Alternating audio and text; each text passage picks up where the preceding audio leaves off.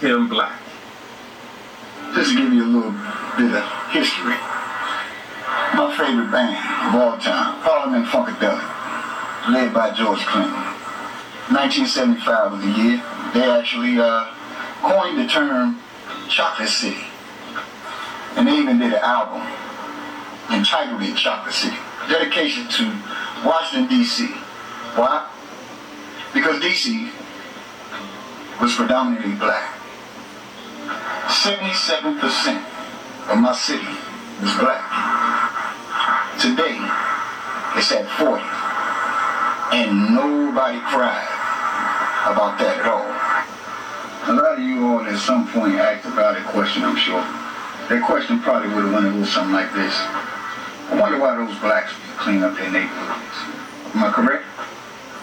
Well, 1988, a group of men with bow ties and suits on came into my aunt's neighborhood. Paradise, that is.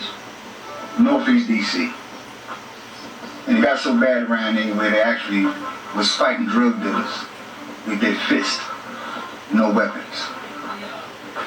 You guys, being that group, anti-Semitic, violent, and overall dangerous.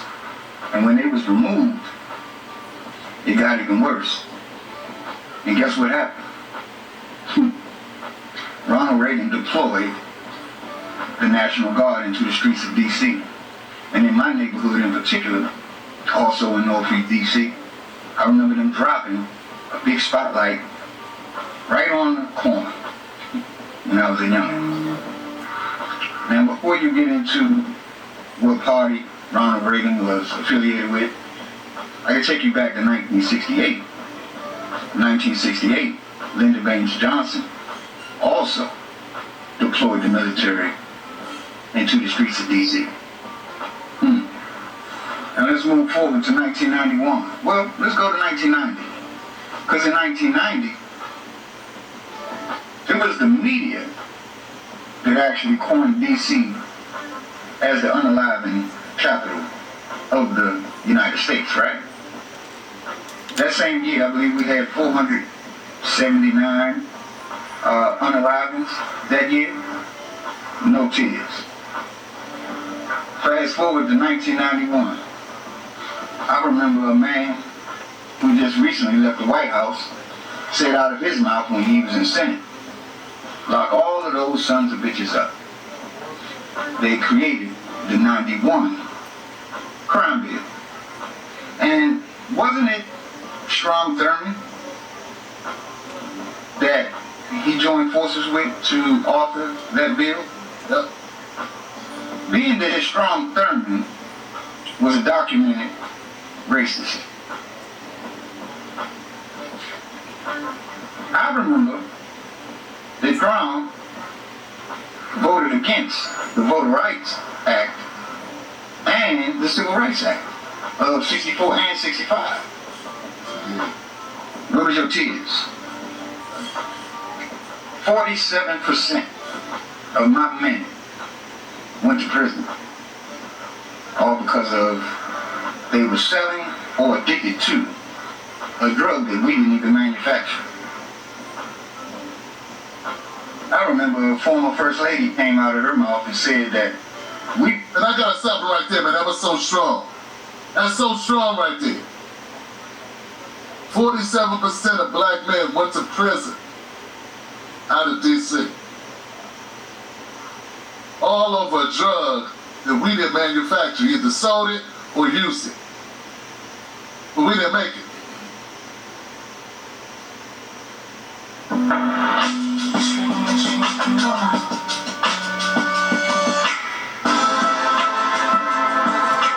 Was put in D.C.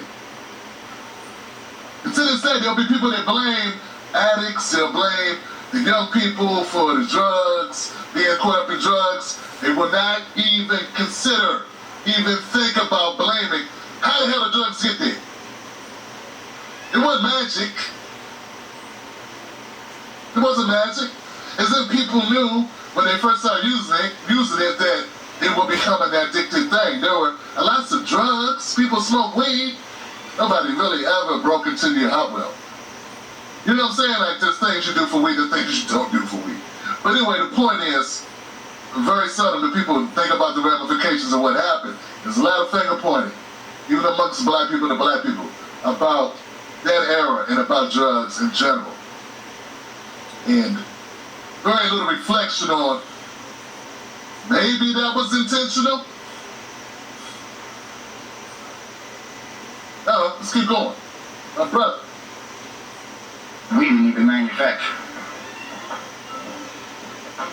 I remember a former first lady came out of her mouth and said that we were super predators and said we needed to be brought to a heel. And that same woman was given the Margaret Sanger Award. And she said she actually loved Margaret Sanger, praised her for all of her work in our communities. And Margaret Sanger, she's known for one thing, being the founder of, and the name that I won't say. But I do remember vividly that Margaret Sanger had an interest in creating a women's only chapter of the Triple K folks. Now that same lady, who was a former first lady, you wanted us to actually make her our president. Interesting. Then came the 1994 crime bill, where he doubled down, once again, making it tougher, right? This time, using old Billy to sign it. And then not only that in 1994, what else did they do to hurt black men? They created the Bureau of Support Enforcement. And what's so sad about it is, a lot of men went to jail after that. And then the jobs that they claimed to have created, a lot of men couldn't get because they had records. Interesting, but no tears. I find it interesting that today we're seeing history repeat itself. The only difference is my people. We're now following suit and coddling media who have always displayed disrespect for my people. Y'all seem to be on the wrong side of everything.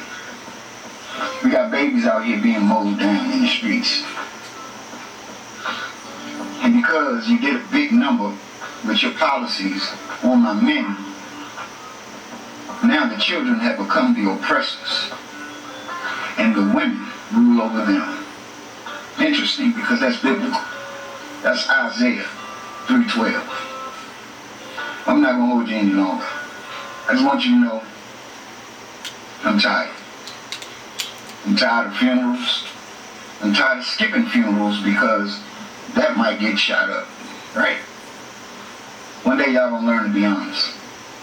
But at the end of the day, this is why I don't like y'all. And this is also why none of this is really bothering me. Cleaned it up. Next on deck. That I enjoyed it so much, man, is just the authenticity of it. And that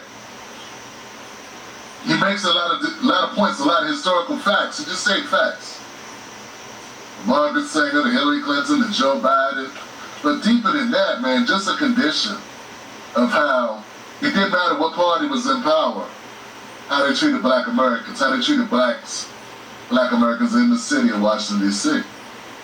And how the value of our lives was never really in the equation when they made decisions.